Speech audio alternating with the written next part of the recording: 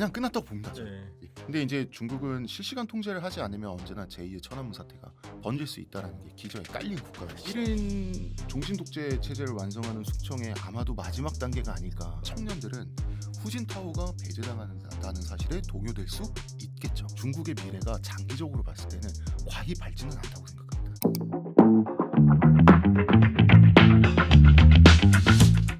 예, 오늘 홍대선 작가님 모시고 중국 얘기, 한국 얘기, 주변 얘기 좀 해보겠습니다. 안녕하세요. 안녕하십니까. 네, 저한번 TV 처음이시죠?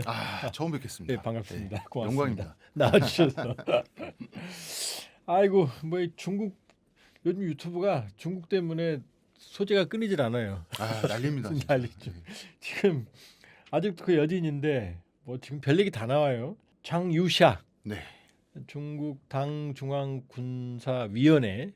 이제 공산당은 원래 당중앙군사위원회가 장악을 하거든요. 네. 근데 위원장은 시진핑이고 위원이 이제 6명, 7명인데 그 중에 최측근이면서 사실상 중국 군부의 최고 실세죠. 왜냐하면 시진핑은 민간인이니까. 네. 그 부주석 장유샤가 류젠리하고 전격 숙청이 됐어요. 네. 이 사태는 우리 홍 작가님 시각에서는 어떻게 보세요? 이제 1인 종신 독재 체제를 완성하는 숙청의 아마도 마지막 단계가 아닐까. 마지막 단계. 예. 이제 그 단계가 있잖아요. 예. 우리가 이제 고려말 조선 초의 신진 사대부들의 움직임을 보면 예. 처음에는 양정이라고 해서 정도전과 정몽주가 한 편이었잖아요. 그렇게 해서 일단 고려 그 잔재를 씻어내죠. 일단은 고려를 장악을 했죠. 예. 그렇지만 정도전은 나라를 뒤집어 엎기를 바랬고 나라를 개혁해서 잘 가져가기를 바랬던 게 정몽주잖아요. 이게 맞지 않으니까 정몽주가 목이 잘려서 그렇죠. 선축교에서 이제 목이 잘려서 모가지가 이제 내걸리는 사태가 일어났고 그거를 협력을 한 게 정도전과 이제 이방원 이성계죠. 그렇죠. 이방원 네. 이성계가 그때는 네. 협력을 했고 그렇지만 결국은 이방원이 왕자의 날을 일으켜서 아버지를 제끼고 그 다음에 이제 정도전을 또 죽이지 않습니까? 네. 그러고 나니까 결국 마지막에 2차 왕자의 난으로서 자기 동복 형제들과도 대결을 해야만 했고 그 다음에 최종적으로는 본인의 장기 독재의 말년을 완전히 완성하는 것은 그때까지 나쁜 말로 하면 사냥개로 노릇을 했던 측근들. 이숙번을 이숙번. 숙청하죠. 예, 숙청을 하죠. 그러니까 저는 이 숙청이 지금까지의 숙청이 이제 지금 장유사는 이숙번이 아닌가라는 생각을 해요. 왜냐하면 장유샤가 이숙번이었다. 이숙번이거나 아니면 뭐 이방간이거나 이방간. 마지막 대상이라는 거죠.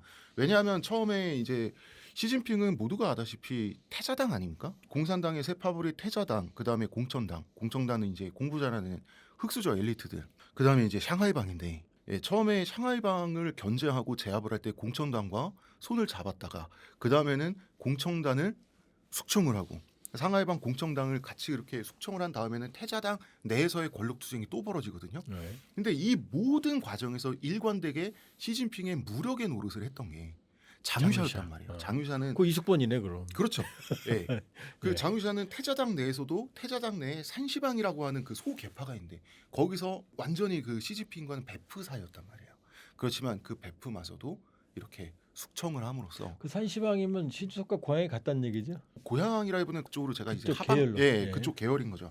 그래서 사실 우리가 여말선초에 뭐 정몽주 나오고 정도전 나오고 태종 이방원이 최종 승자가 되고 했던 얘기를 한국 사람들이 좋아하잖아요. 그를 즐기면서 보는 이유는 사실 결과가 좋기 때문이에요. 왜냐하면 그분의 아들이 세종대왕이잖아요. 세종대왕이. 예, 그렇지만 시진핑의 생물학적 아들 말고 정치적 아들은 어떤 결과로 태어날 것인가?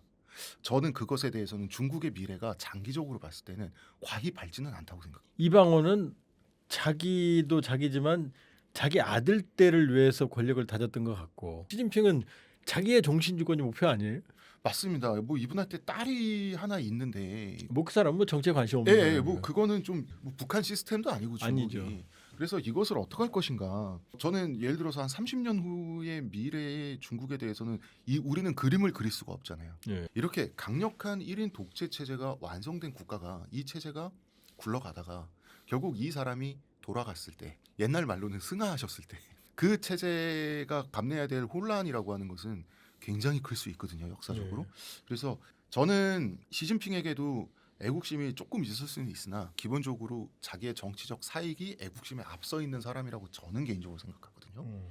지금까지 이 사람이 보였던 행보를 보면 그래서 이번 이번에 장유샤와 권력 투쟁에서 최종 승리를 거둔 것은 본인에게는 퍽 잘된 일이겠으나 시진핑 체제가 과연 그 후계 체제를 준비시킬 수 있는 체제인가? 후계 체제.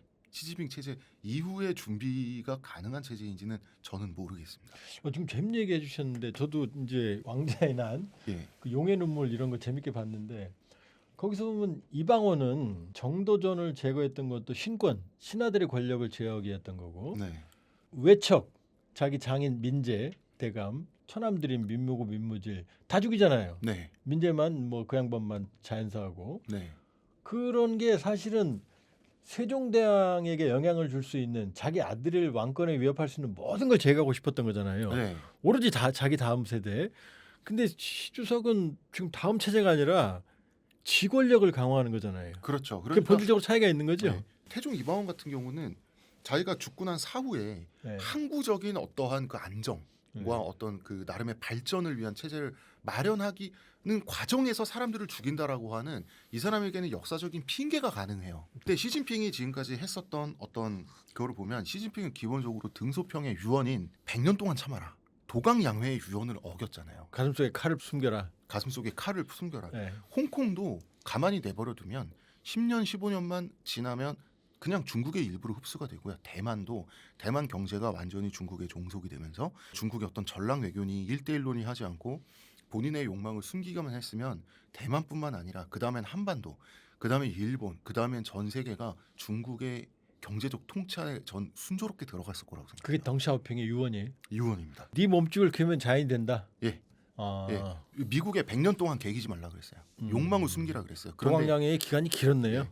그런데 도강양해를 더 했어야 되는데 당연히 그거는 중국의 기본적인 기조였어요. 욕망을 숨긴다. 그 욕망을 일찍 끄집어내서 여기 때리고 저기 때리고 하면서 중국을 이 지경으로 만든 거예요. 왜 그랬냐면 본인의 장기 독재 권력을 정당화하기 위해서. 도광야가 아니라 중국몽. 하기 위해서 그것은 본인의 장기 독재의 정당성을 쌓기엔 좋았으나 중국의 미래를 자기 종신 독재를 위해서 팔아버린 거잖아요. 그래서 중국이 그렇게 일찍 욕망을 드러냈기 때문에 한국 같은 경우는 기업들이 중국 없는 세계 시장을 가정해서 살아남았어요. 한한령에서 살아남았잖아요. 한한령 같은 거 하면 안 돼요.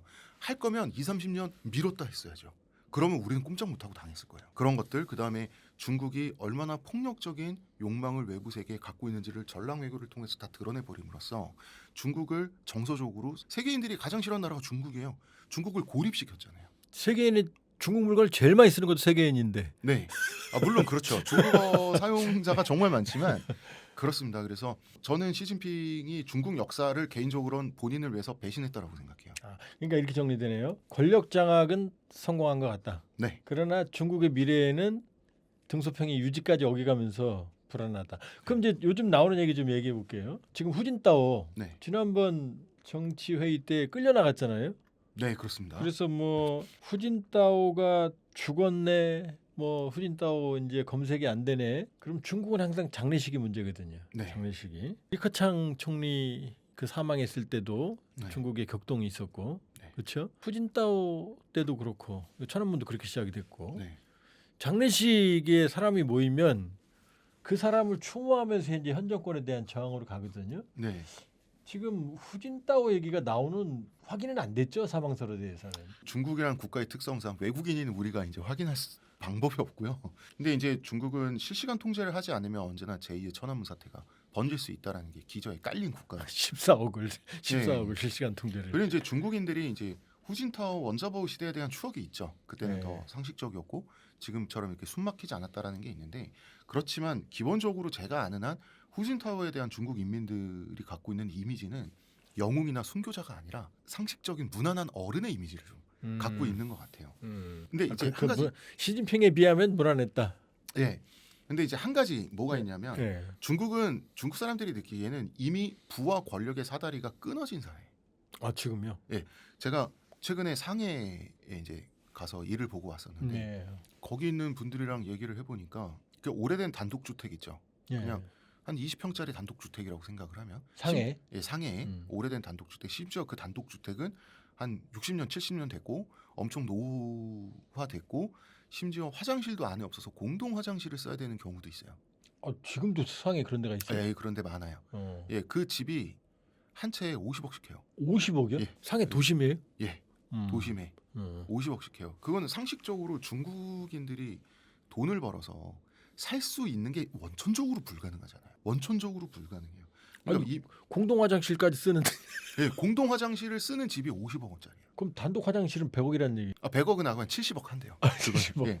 예. 부와 권력의 사다리가 끊어진 사회예요. 단지 그 사람들은 상해에 살고 있기 때문에 상해 원주민이기 때문에 그렇다고 때부터 부유하게는 못 살 거 아니에요. 그렇다고 부유하게는 못 살지만 예. 그렇다고 어디 가서 내가 일을 한다. 일을 해서 한 달에 한 70만 원씩 번다라고 하는 개념도 없어요. 그러니까 다 투자해요. 다 코인하고 주식하고 다 앉아서 놀아요. 그 사람들은.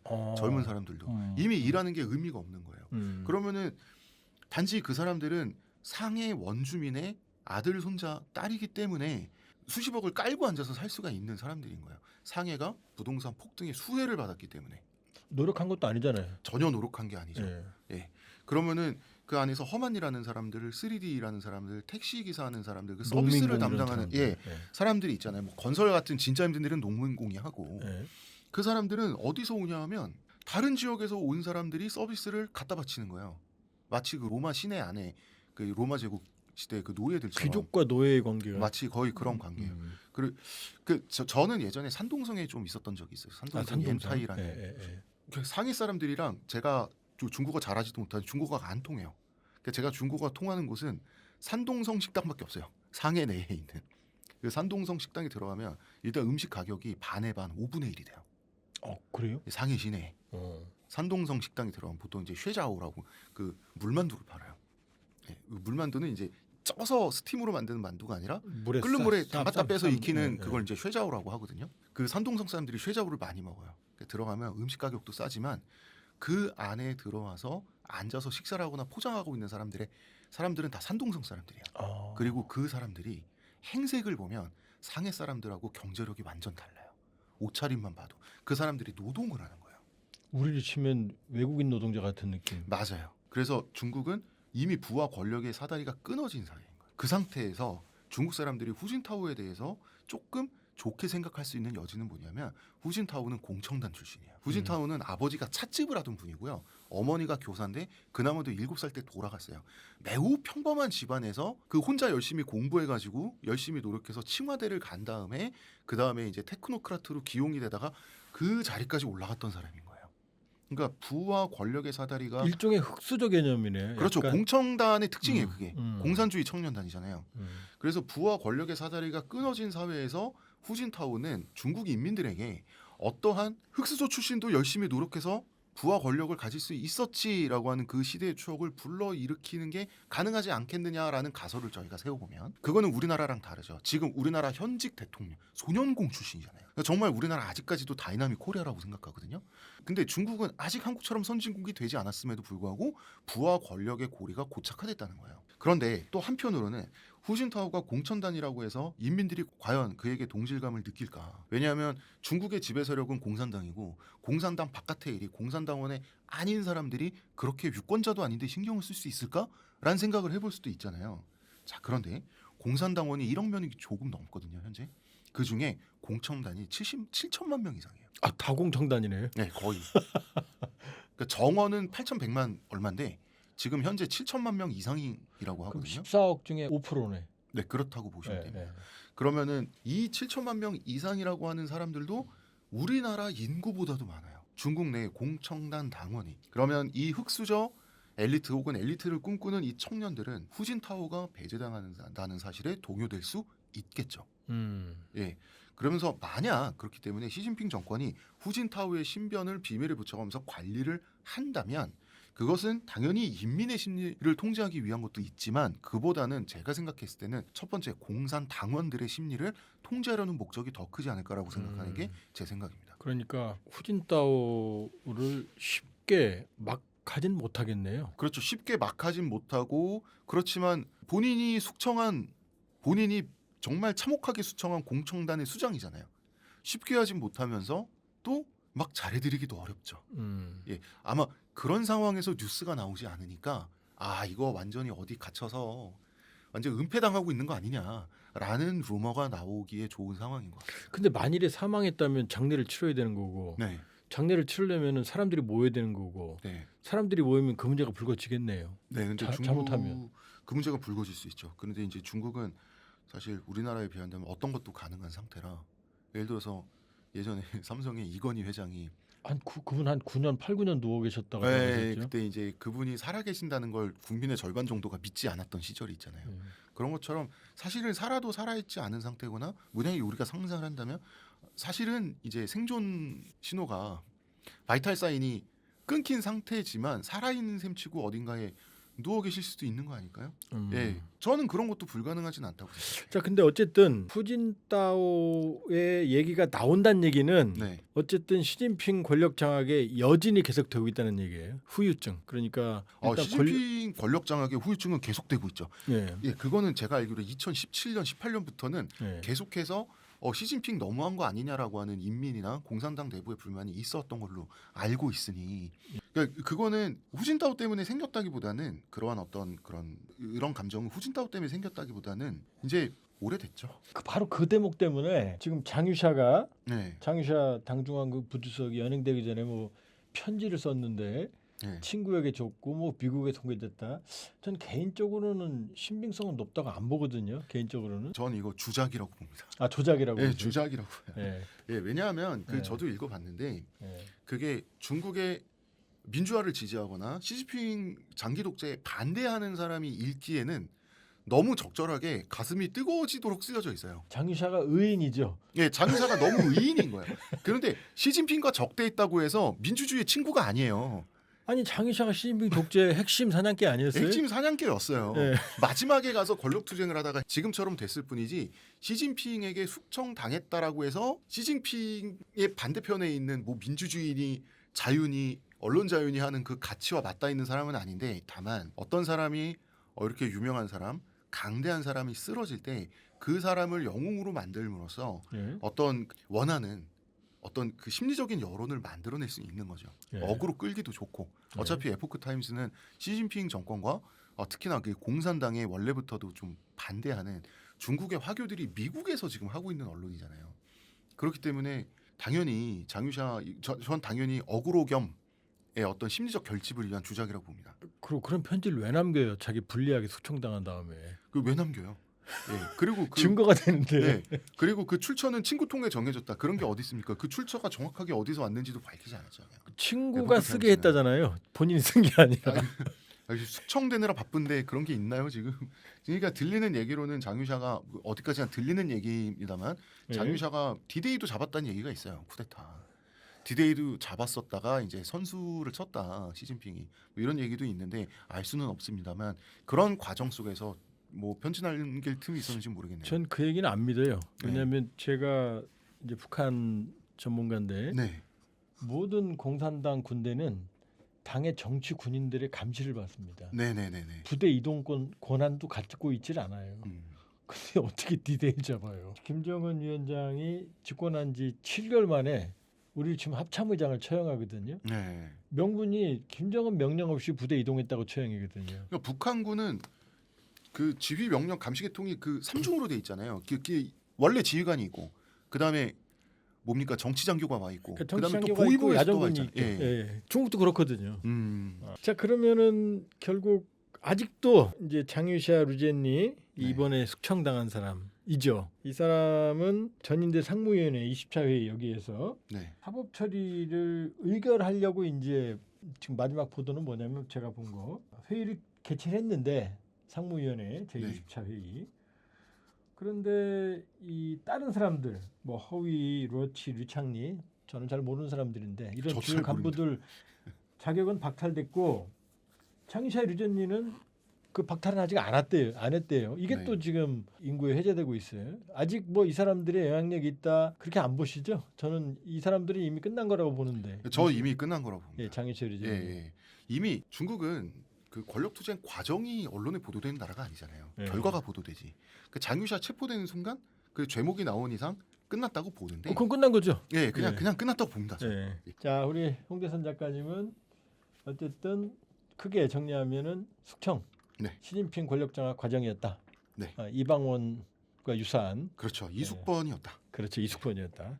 그러나 이방원은 자기 다음 세대 세종을 위한 숙청이었지만 시진핑은 자기의 영구 집권을 위한 장기 집권을 위한 것 같고 네. 그래서 미래는 좀 불투명하다. 불투명해요. 그러니까 시진핑 사후에 중국이 어떻게 될지 모르겠어요. 이런 사태를 방지하기 위해서 중국은 일정 나이가 그 관례상 헌법에는 없지만 일정 나이가 되면 은퇴를 하고 그렇죠. 그다음에 칠상파란가 그랬죠. 예, 그렇죠. 예, 67세까지는 남고 오케이지만 68세가 나가나. 되면 좀 알아서 네. 내려와라. 그다음에 그 2번 이상 같은 공산당 같은 당 계파에서 2번 이상 국가 나오지 지도자가 않는다. 선출하지 않고 이제 격대 지정이라고 예, 그러죠. 그 로테이션을 한다라고 하는 그런 게 있으면서 어떤 누가 죽고 뭐 혹은 어떤 일이 있어도 이게 계속해서 항구적으로 그 통치 시스템 그다음에 본인들의 권력이 유지될 수 있게 하는 그거를 구축을 했었잖아요. 예. 그렇지만 이 상태에서 시진핑이 한 10년, 15년 혹은 20년 정도를 완전히 지금 그 주변의 경쟁자나 그 타협 대상이 하나도 없는 무인지대에서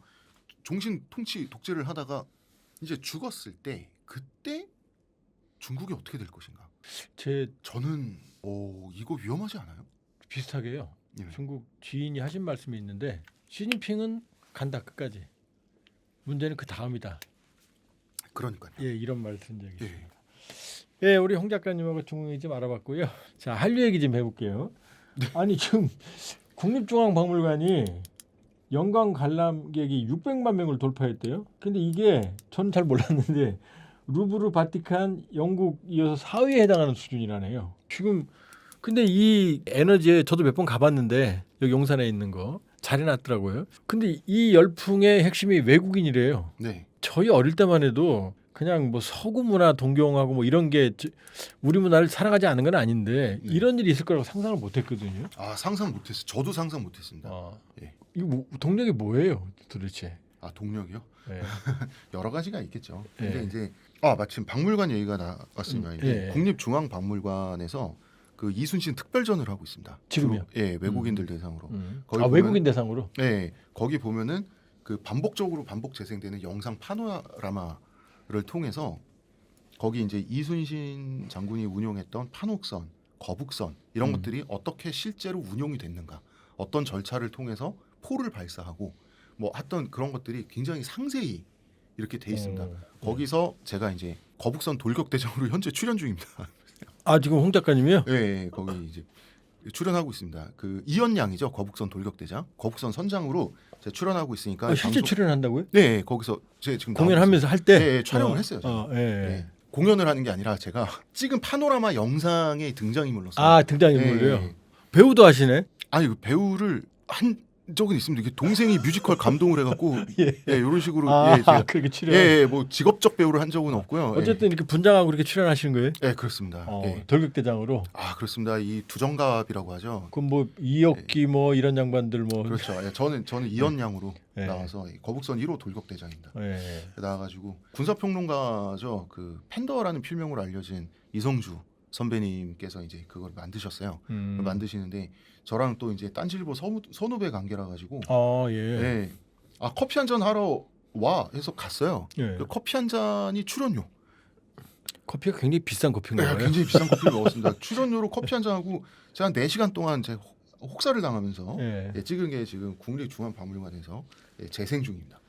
안경을 안 끼고 찍으셨겠죠? 안경을 낄 수가 없죠. 그 분장까지 완벽히 했어요. 예. 그 투구가 진짜 무겁더라고요. 조선시대 그때는 투구가. 안경은 뭐 없으니까. 네, 조선시대 투구가 진짜 무겁더라고요. 예. 근데 이제 국립중앙박물관이 이제 연간 관람객 600만 명 돌파라고 예. 하는 게 지금 이제 한국이 너무 핫하죠. 특히나 서양인들에게 너무 핫하고 궁금한 나라가 돼버렸어요. 네. 근데 이제 한국 여행객이 많아질 만한 요인이 있어요. 우리나라가. 그 지금 조금 아까 말씀하신 그런 간섭이에요? 아, 일단은 그 여러 가지인 게 일단 한류 때문에 한국을 궁금해한다. 사람들이 이게 첫 번째고. 한류. 예. 그다음에 한국이 치안이 너무 좋아요. 아, 그건 유명하죠. 네. 밤에 자유롭게 걸어다니는 나라가 어디예요? 네. 그리고 대중교통이 너무 좋고 싸요. 네. 그리고 솔직히 말하면 한국은 선진국 중에서 그 외식하는 가격이 굉장히 싼 국가입니다. 그리고 많잖아요, 일단 식당이. 예, 그리고 식당도 많고 네. 식단도 다양하죠. 그런 것들. 그리고 그 용산 국립박물관에 가는 길 자체가 너무 편해요. 지하철 타면 끝이잖아요. 그 길도 넓잖아요. 예, 길도 넓고 네. 너무 좋단 말이죠. 게다가 공짜예요. 그래서 이제 세계 4위의 관람객을 모집하는 박물관이 됐다면 이제 무료 정책은 좀 폐기하고 유료 그 관람객을 받아야 되지 않냐라고 생각해요. 왜냐하면 지금 국립중앙박물관은 공짜예요? 공짜입니다. 고궁은 돈 받잖아요. 그런데 중앙박물관 공짜예요. 저 가본 지 오래돼가지고. 네. 중앙박물관 공짜입니다. 특별전 이순신 특별전이 유료인데 네. 네, 이건 공짜. 맞아요. 특별전은 옛날에 돈 받았어요. 네. 한국적인 거, 한국의 보물이라고 불리는 것들이 공짜로 볼 수 있는 것은 아니다라고 하는 관념을 심어주는 것은 한국인에게나 외국인에게나 저는 조금 중요한 때가 됐다고 생각을 하고요. 근데 그게 공공외교 효과도 있을 수 있잖아요. 공공외교 효과도 있는데 관람객 600만 명 돌파 시점에 그런 어떤 모객을 위해서 공짜 티켓을 뿌리는 거 이제 의미가 없어진 것 같아요. 루브르 이런 데는 비싸던데 대형 네, 박물관. 루브르는 사실 대형 박물관이랑 루브르 박물관은 거의 이제 그 절도 박물관이잖아요. 절도 박물관. 예, 전 세계의 보물들을 다 절도해 와가지고 이제 그런데 이제 우리나라 저는 그렇기 때문에 이게 지금 국립중앙박물관이 4위라는 게 저는 굉장히 박수 받아야 된다고 생각해요. 왜냐하면 절도품으로 채워져 있지가 않아요. 그렇죠. 루브르랑 대형 박물관은 전 세계에서 다 긁어모아서 훔쳐하고 뺏어온 거기 때문에 당연히 화려할 수밖에 없어요. 우리는 뺏기고 남은 거죠. 그렇죠. 근데 다 뺏어온 걸로 1, 2위 하고 네. 바짝 3, 4위로 우리가 바짝 추격하는데 그게 뺏기고 남은 것만으로 이걸 구축했다는 거는 네. 지금 그만큼 한류가 핫하다는 뜻이에요. 요거는 조금 어깨에 힘이 올라가도 되지 않나라고 생각을 해요. 저는 이제 에르미타주, 상트페테르부르크 거긴 자주 갔어요. 네. 제가 유학한 데에서. 근데 그러면 왜 이게 매력이 우리는 이제 어릴 때 그랬거든요. 네. 외국인들 보면 김치 냄새 나면 창피하고 네. 청국장 냄새 같은 거 맡으면 정말 마늘 냄새 이러면 정말 이게 뭐 미국 애들이 뭐 미개. 근데 지금 전혀 아니에요. 다 김치 먹으려고 난리고 한국 저는- 갓 쓰고 다니고. 저는 이거야말로 인간의 관념이 예. 인간의 감각에 미치는 영향 증거라고 생각해요. 관념이 감각까지 장악한다. 네, 그렇죠. 나랏발이 네. 그 국가에 대한 관념이 그 국가 음식 그러니까 냄새의 맛이라고 하는 건 감각이잖아요. 그거에도 영향을 끼친다. 왜냐하면 사실 날고기의 식감이란 건 인간이 돼서 인간이 돼서 화식을 한 게 아니잖아요. 그렇죠. 화식을 하면서 인간이 된 거예요. 예. 우리의 조상이. 그렇죠. 그러니까 인간에게 화식은 본능적이에요. 인간이라는 종의 본질이란 말이에요. 그렇기 때문에 인간은 날고기를 먹을 때 본능적으로 불쾌감을 느껴요. 근데 이제 문화적으로 학습하는 거죠. 이건 맛있는 거야.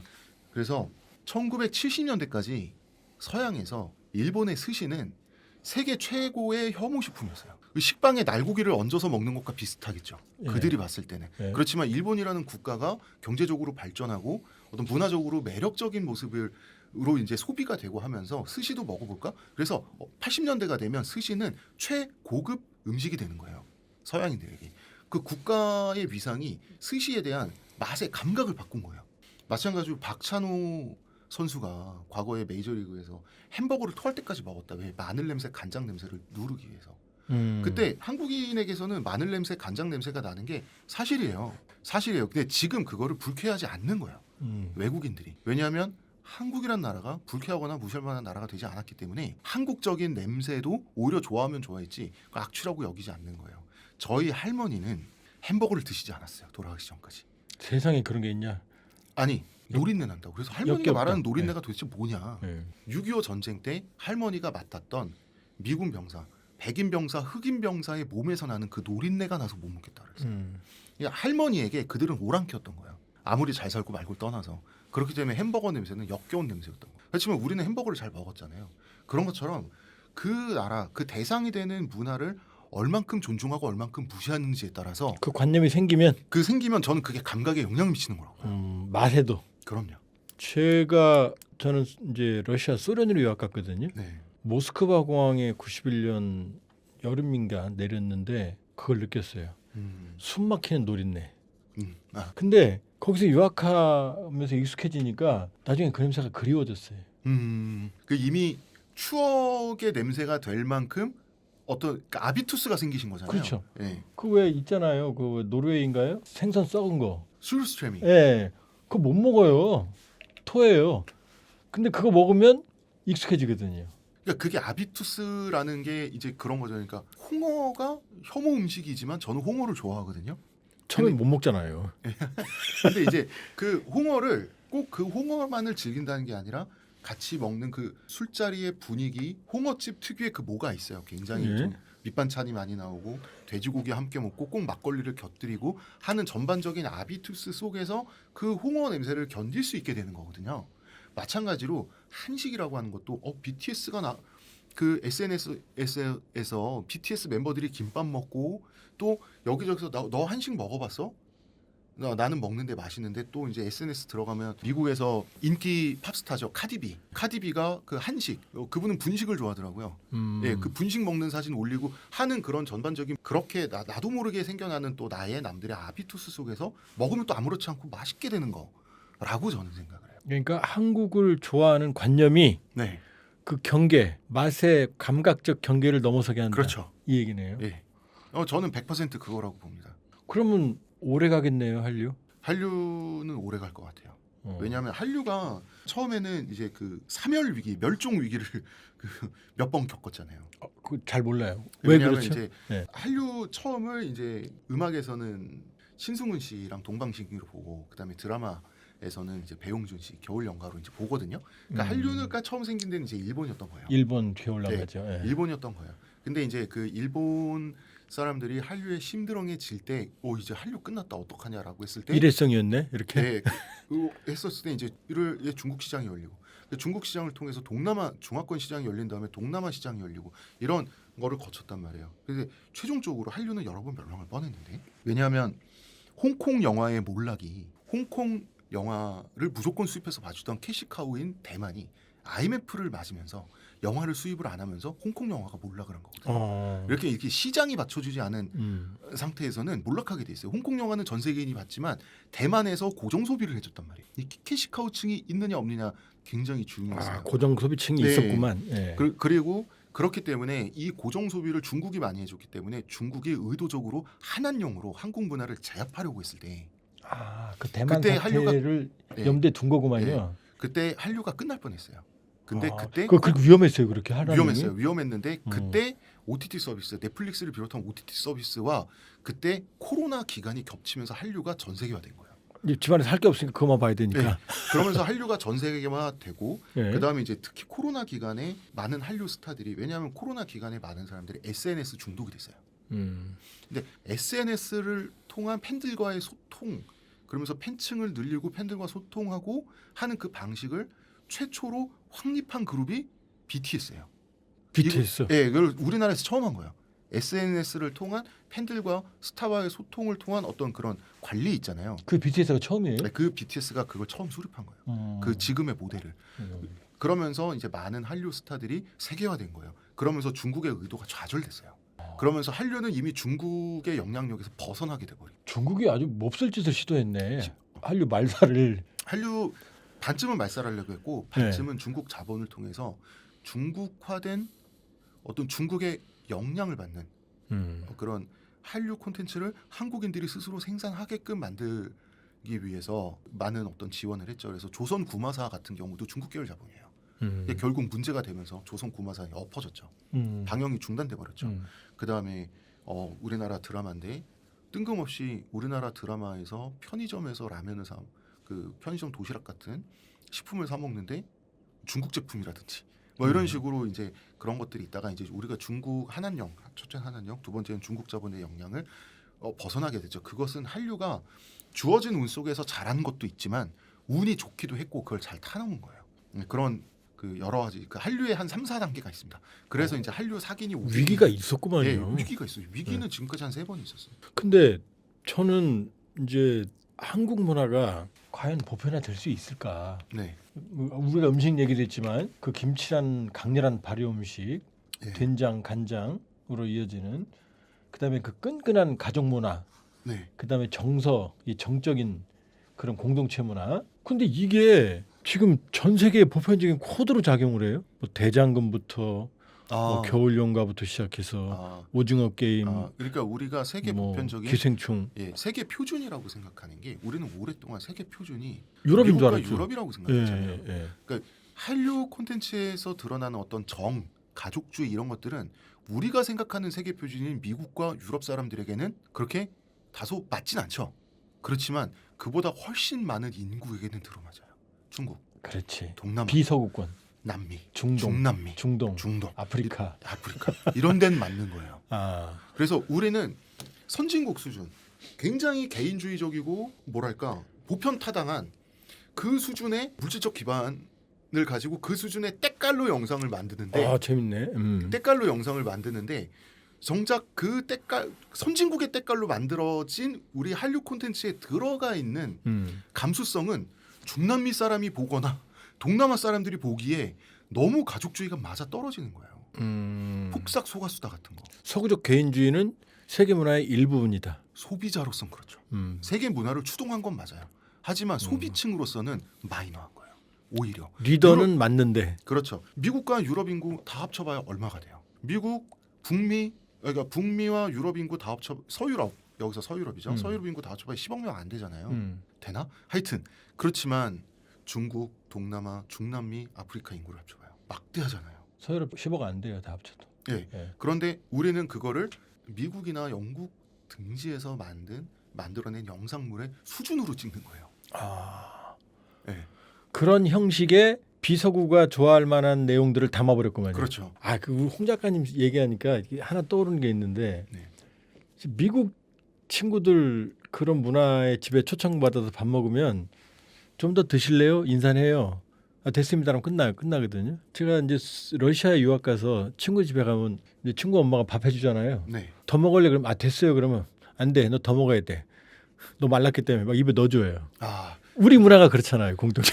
그게 그렇죠. 근데 사실은 네. 그게 인류 공통의 문화였을 거예요. 네. 지금 말씀하신 그런 문화가. 네. 그러나 이제 어떤 산업혁명, 근대 산업혁명과 어떤 그 정치 발전 등을 거치면서 네. 이제 구미는 우리가 구미라고 하는 것은 이제 서유럽과 그 북미는 지금 같은 그 어떤 기질이 됐다면 네. 사실은 한국이 너무 급속도로 산업화와 민주화에 성공한 탓에 기적이죠. 예, 그렇죠. 성공한 탓에 인류 보편의 그런 끈적끈적한 감성을 아직 안 잊어버린 것 같아요.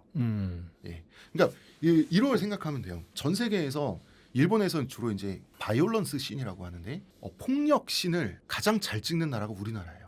우리가요? 예, 일본이 폭력 아니에요? 잔인한 거? 아니, 패싸움 씬 같은 거. 현 네. 시점 우리나라예요. 네. 예, 그래서 뭐 신세계 그 황정민 들어와 하는 그 엘리베이터 씬 이런 거 보면 일본인들이 정말 감탄하거든요.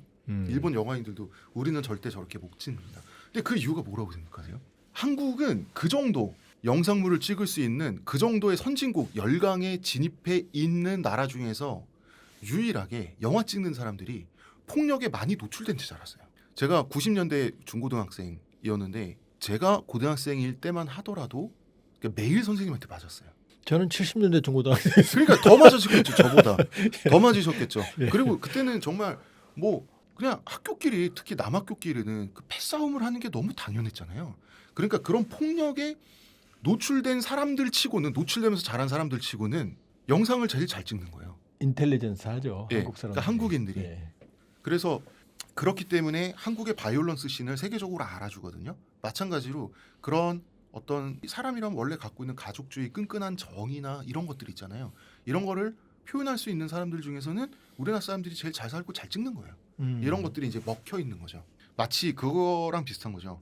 우리나라가 손톱깎이부터 전투기까지 만드는 세계 유일한 나라죠. 그렇죠. 안 만드는 게 없는 제조업 국가잖아요. 그건 뭐냐면 우리가 제조업을 통해서 열강에 진입을 했는데 열강에 진입을 하고 나서 아직 제조업을 버리지 않은 상태로 고립주의와 전쟁의 시대가 다가온 거잖아요. 그래서 우리의 제조업 능력이 갑자기 그 미국과도 협상의 지렛대가 될 수 있을 만큼 굉장히 중요한 코드로 지금 이게 있잖아요. 그런 것과 같은 우리가 갖고 있는 상태에서 아직 잊어버리지 않고 발전해 있는 상태, 이런 어떤 중간 지점에 몰려 있는 먹혀 있는 그런 상태가 한류에도 있다라고 본다는 거죠. 저는 개인적으로 어떻게 생각하냐면 네. 국어와 한글의 위대성.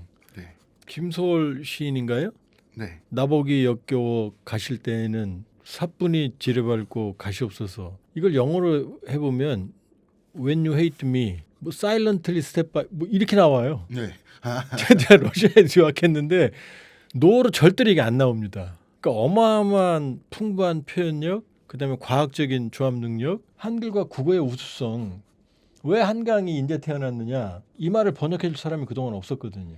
그렇죠. 근데 그거는 문학을 좋아하는 많은 분들이 인정을 하죠. 사실 우리나라의 황석연 선생님도 계시고 훨씬 조선의 더 먼저 선생님도 탔어야죠. 네, 그렇죠. 한강 그분도 위대하신 분이지만 수준을 아니, 우리가 뭐 알고 박경리 있으니까. 선생도 예, 있고 박경리 뭐 선생님 태백산도 계시고, 있고 뭐 박완서 선생님 박완 계시고. 선생도 예. 있고. 근데 이제 한강 같은 경우는 그 채식주의자를 읽어보면 저는 그분이 부커상을 탔을 때 노벨 문학상 언젠가 반드시 탈 거라고 전 호언장담을 했어요. 감각이 왜냐하면, 있으셨구나. 네, 왜냐하면 채식주의자는 그 무엇보다 스웨덴 한림원에 있는 유럽의 68세대 할아버지들이 그 할배들이 환장을 얘기잖아요. 정말 그 68 혁명을 거친 유럽 지금은 이제 기득권이 된 기성세대 할아버지 본인이 아직 우리는 마치 우리나라 영포티처럼 본인이 아직도- 유럽 진보들. 아니, 본인이 아직도 진보적이고 영하다고 생각하는 그 할아버지들이 읽었을 때 그냥 환장해서 쓰러질 얘기가 채식주의자예요. 그렇기 때문에 이거는 반드시 이 사람들이 상을 줄 것이다라고 생각했어요. 소재와 주제. 네, 예. 채식주의자. 자, 그럼 이제 마무리 이제 우리 한류 문화에 좀 취해봤는데 네. 일본이 한일 간의 경계는 참 이게 넘기 쉽지 않은데 네. 지금 한류가 넘어요. 일본의 한류의 겨울 연가부터 시작됐던 이 식지 않는 이 한류는 그 원인은 뭐라고 보세요? 문화적 유사성? 문화적 유사성과 이질성이 불쾌하지 않고 너무 동떨어지지 않게 적당한 거리를 갖고 있을 때 그 문화가 매력적이거든요. 가령 일본을 또 최근에 휩쓸었던 최근은 아니구나 좀 몇 년 됐지만 사랑의 불시착 같은 경우 사랑의 불시착 그것도 일본에서 인기 있었어요?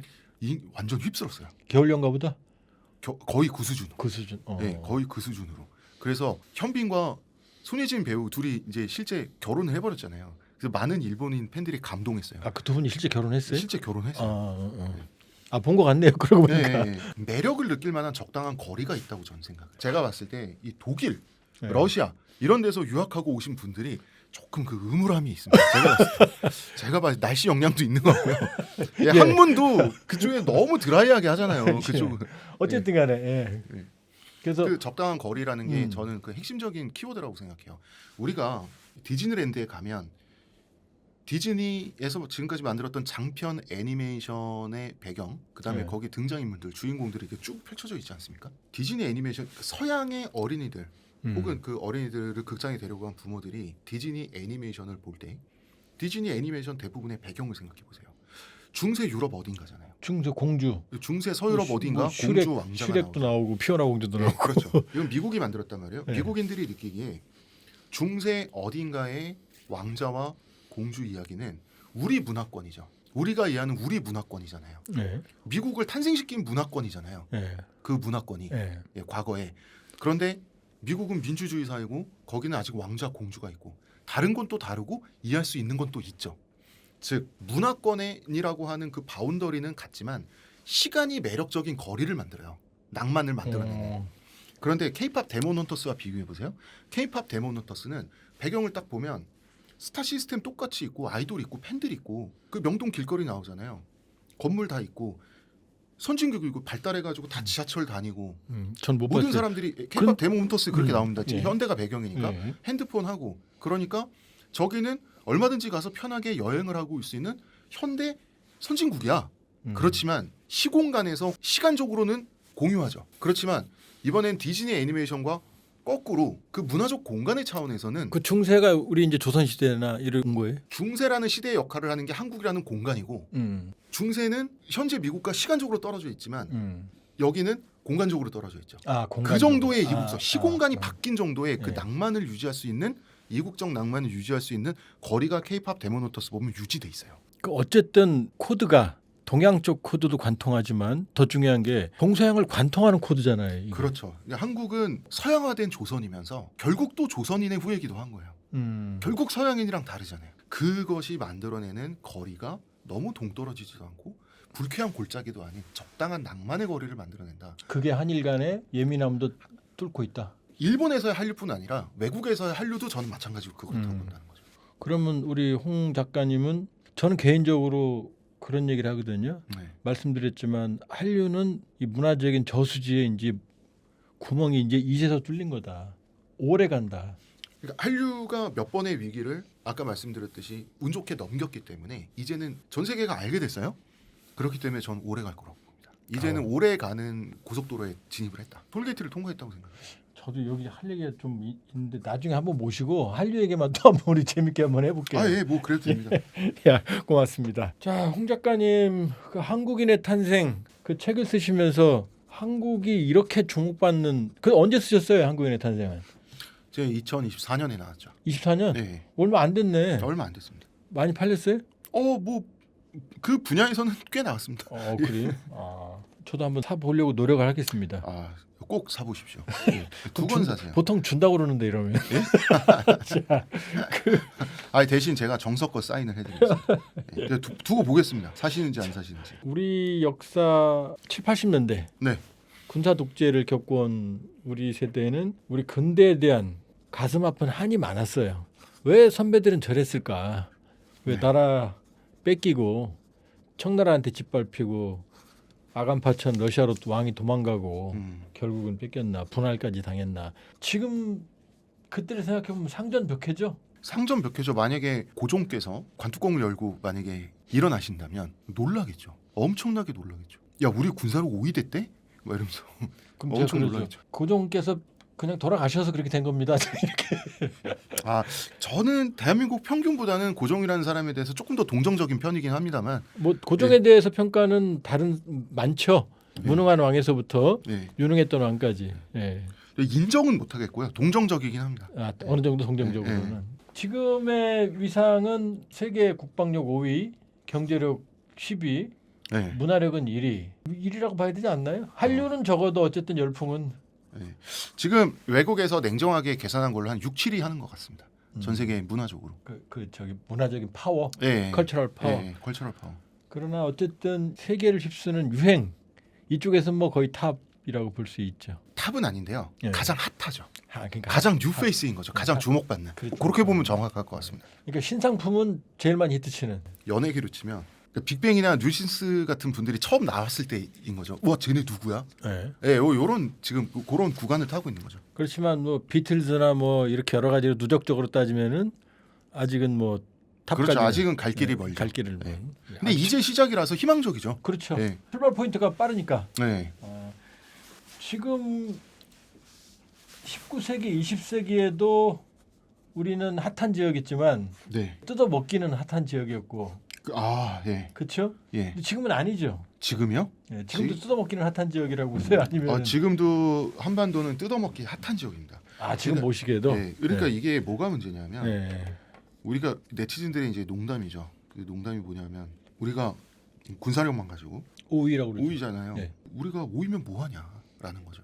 반에서 5등인데 정규 5등이면 뭐냐? 미중 일러에 둘러싸였는데 그냥 둘러싸인 게 아니라 앞에 일진들이 있는데. 네, 둘러싸인 게 아니라 남북으로 분단된 채로 둘러싸였다는 거. 네. 이게 지금 우리나라의 어떤 현실이라는 거죠. 그래서 단군 할아버지가 털을 이제 잘못 잡으셨다. 150년 전하고 비교를 하면 러시아는 태평양 방면으로의 진출을 위한 뭐 부동항 논의가 따로 있습니다만 부동항을 원했고 일본은 대륙 진출을 위해서 그 다음에 또 영국은 거문도 사건을 일으켰잖아요. 예, 또 러시아를 또 압박해야 되니까 그때는 영국과 19세기는 러시아가 그레이트 게임을 하고 있었잖아요. 예.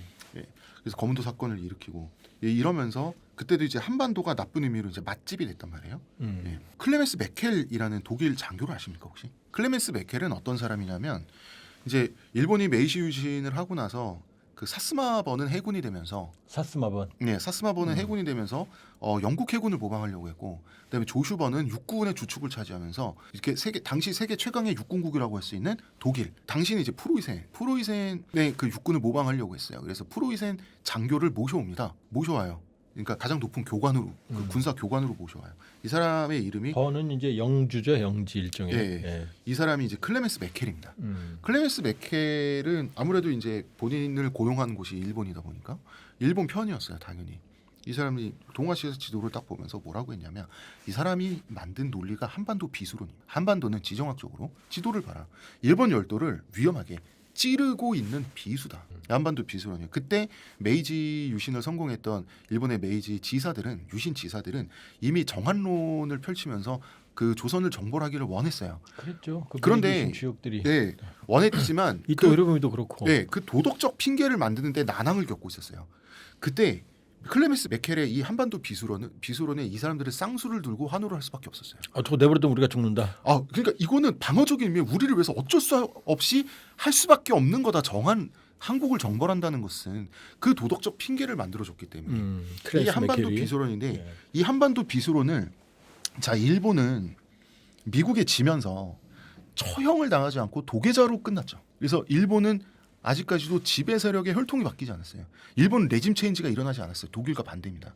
그래서 그때와 지금은 일본의 생각이 똑같아요. 그 사람들 지역구 세습하잖아요. 세습이죠. 예, 정치도 세습. 똑같아요. 다카이치가 열풍을 일으킨 게 세습이 아니어서 그래요 지금. 예. 예. 그렇지만 다른 분들의 세습을 돕고 있죠. 그렇죠. 본인의 열풍을. 예. 한반도 비수론을 일본은 아직도 갖고 있어요. 그래서 한반도 방아쇠론도 있습니다. 한반도 비수론을 발전시킨 거예요. 일본의 그 극우 보수 정치 학자가 칼이 있어요. 총으로 바뀌었네. 네, 이제. 사쿠라이 요시코라는 게 있습니다. 예. 한반도는 일본을 찌르는 비수지만 거꾸로 일본이 한반도를 컨트롤해서 한반도의 손잡이를 잡게 되면 그것은 해양 세력인 일본이 한반도는 대륙 세력을 향해서 겨누는 방아쇠가 된다. 그래서 한반도에 대한 영향력을 가지고 한반도를 조종할 수 있어야 된다는 생각을 일본 지배 세력은 지금도 갖고 있습니다. 자기들을 향한 비수가 아니라 이제 대륙을 가는 방아쇠다. 방아쇠다. 그러니까 한국을 어떤 대등한 친구나 어떤 사람 대 사람으로 치면 대등한 인격으로 본 그랬던 적이 한 번도 없어요. 일본은 지금도 마찬가지입니다. 메이지 유신 이후에 일본. 이후에 한 번도 없습니다. 왜 그렇게 일본이 독도에 집착하겠어요? 이 일본 열도면 일본 열도를 찌르는 비수인 한반도라는 칼날에 칼등을 찍어서 칼등을 금가게 할 수 있는 곳이 어디입니까? 정확하게 그게 독도예요. 그래서 독도에 집착하는 겁니다. 한반도를 컨트롤하고 손에 쥐고 흔들기 위해서요. 그래서 우리나라 통일을 가장 바라지 않는 국가는 일본입니다. 일본은 그러면 우리 통일을 가장 바라지 않네요? 당연하죠. 당연하죠. 그러면 이번에 다카이치 사나에 총리가 압도적으로 일본에서 대승을 했잖아요. 네. 예. 근데 이 사람의 기본 성향이 우익의 극우에 가깝거든요. 네. 지금은 저렇게 해 웃고 있지만 그 일본 말로 말하면 그 혼내라고 그러죠. 혼내 정신. 네. 그거는 지금 말씀하신 한반도 비수론 방아쇠론 똑같이 가지고 있겠네요. 네, 똑같이 가지고 있어요. 그렇지만 네. 그러나 다행스러운 것은 우리가 한 발 멀리 떨어져서 싸움 구경을 할 수 있게 된 모멘텀을 얻었다는 점이에요. 중일 갈등이 더 시급해요. 다카이치가 예. 시진핑이나 다카이치나 중일 갈등이 훨씬 시급합니다. 예, 우리는 중간에서 그렇기 때문에 양쪽에서 러브콜을 보내는 거예요. 그렇기 때문에 뭐 그거랑 상관없지만 러시아에서도 푸틴이 최근에 러브콜을 보냈잖아요. 예. 그래 지금 우리가 한한령 시즌 1이 끝나고 당분간은 지금은 앞으로 상당히 오래 지속될 중일 갈등 한일령 시즌 1 1화 방영 중이에요. 지금 이제 시작이다. 이제 시작인 거죠. 그러니까 우리가 굉장히 귀중한 모멘텀을 얻었다는 거예요. 양쪽에서 혹은 3자 사이에서 이익을 취득을 하게. 다카이치가 의외의 선물을 준 거예요.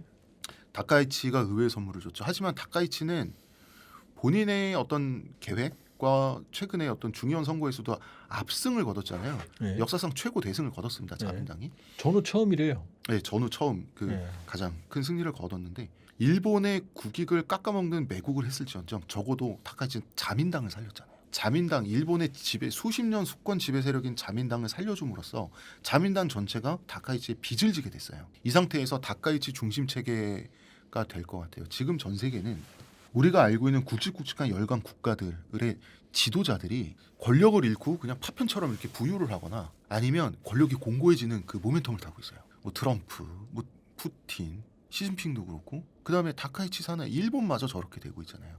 지금 이러한 모멘텀 속에 전 세계가 들어가고 있는 상황에서 우리가 싸움을 피하고 싸움 구경을 하게 될 수 있는 모멘텀을 벌었다라고 하는 것은 매우 다행이다라고 생각해요. 왜 얘기가 여기까지 왔죠? 우리 무슨 얘기하고 있었나요? 예, 아니 일본. 근데 한반도와 우리 주변을 얘기하고 있어요. 그런데 결국 저는 다카이치 사나이의 열풍은 다카이치 사나이라는 여성의 매력, 세습도 아니고 혼자 당당하게 일본 여성으로서 최초의 여성으로서 할 말을 하는 네. 이런 이제 개인적인 인기가 상당히 컸던 것 같아요. 다카이치 신드롬. 근데 그 배경은 우경화거든요. 네. 일본 사회의 우경화. 네. 우경화. 그 우경화는 일본 사회가 가지고 있던 좌절, G2에서 G5로 추락, 잃어버린 10년, 20년, 30년, 40년 네. 그렇게 우습게 봤던 한국한테도 지금 뒤처지는 한국 드라마를 보면서 동경을 해야 되는 네. 이런 좌절이 다카이치 사나의 열풍을 만들었다고 보거든요. 네.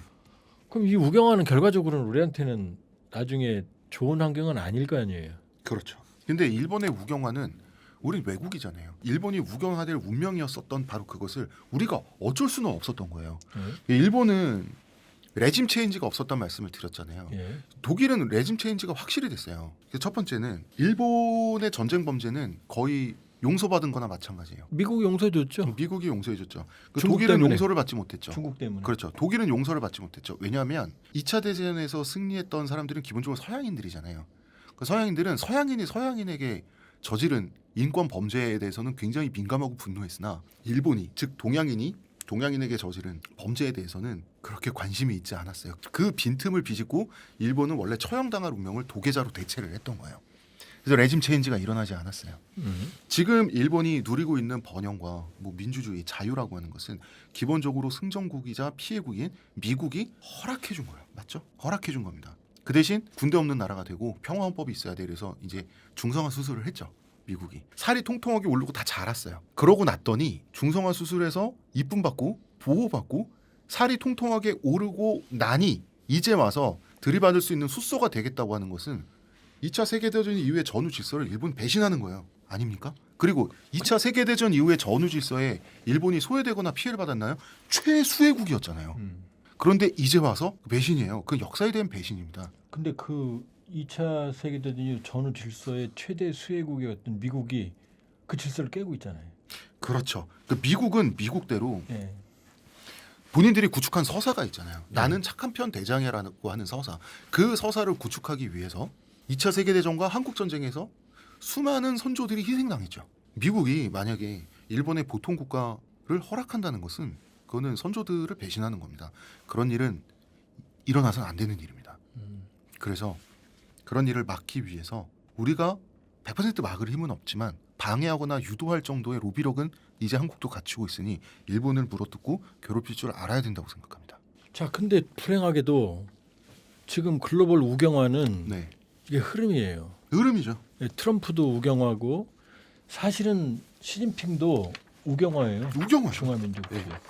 그다음에 푸틴도 러시아 민족주의 우경화입니다. 다카이치도 우경화고. 푸틴은 우경화가 완료됐죠. 예, 우경완이죠. 그다음에 이번에 캄보디아, 태국 아시아의 병자라고 경제 엉망이거든요. 네, 근데 집권 여당이 이겼거든요. 왜? 네. 캄보디아와 두들겨 패면서 맞습니다. 태국 민족주의에 또 기생을 했거든요. 그 편성을 했거든요. 그럼 이런 우경화, 큰 우경화가 한반도 통일 환경에는 부정적이지 않나요?